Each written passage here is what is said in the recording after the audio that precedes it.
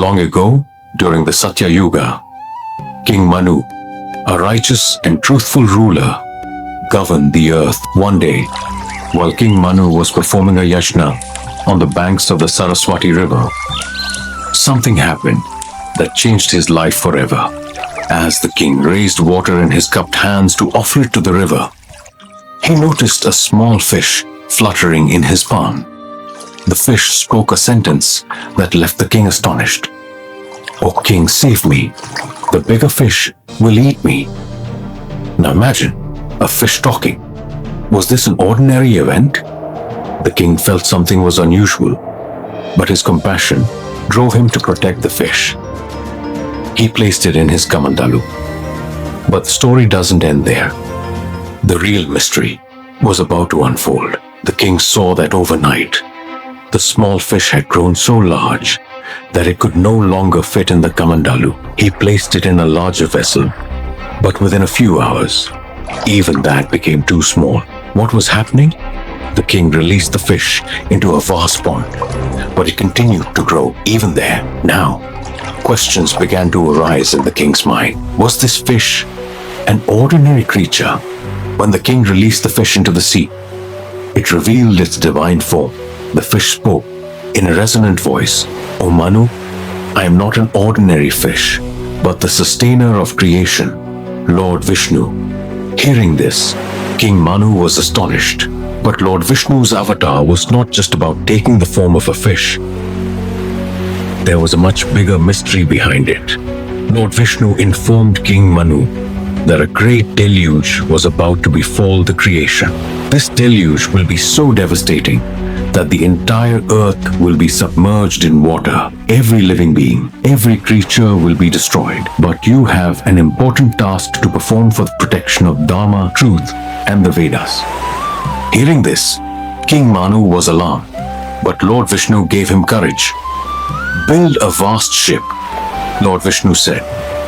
"In that ship, place pairs of all the creatures of the world, sacred herbs, seeds of grain, and the Saptarishis. When the deluge comes, I myself will protect your ship.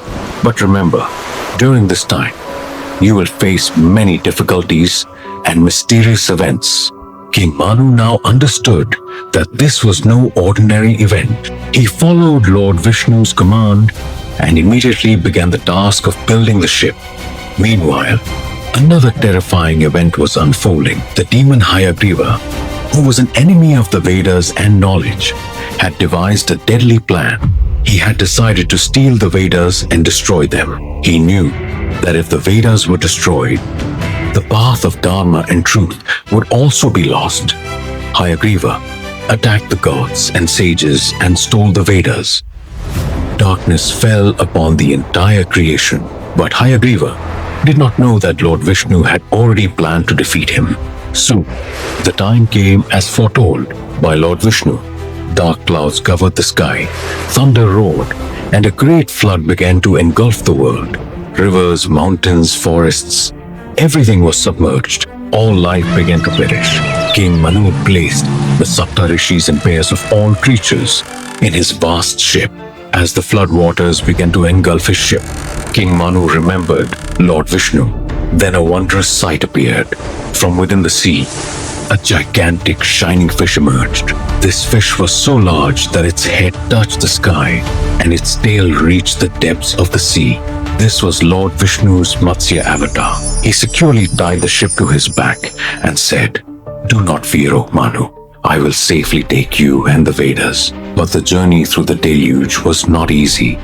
In the middle of the sea, Hayagriva tried to attack King Manu's ship. He wanted to steal the Vedas and plunge the creation into darkness. At that moment, Lord Vishnu revealed his divine radiance. The Matsya Avatar struck Hayagriva with his massive tail, defeating him. After Hayagriva's death, Lord Vishnu retrieved the Vedas and handed them back to the Saptarishis. When the deluge ended, Lord Vishnu made King Manu the foundation of the new creation. "O Manu," Lord Vishnu said, "it is now your duty to establish the new creation, upholding Dharma and truth." King Manu followed the Lord's command and laid the foundation for a new civilization. So, friends, the story of Lord Vishnu's Matsya Avatar is not just a tale, but a symbol of the protection of Dharma and truth. It teaches us that whenever evil rises, the Lord himself will incarnate to protect Dharma. If this story has amazed you, let us know in the comments which part you found the most astonishing. Like the video and share it with your friends so that this wonderful story reaches everyone. Thank you.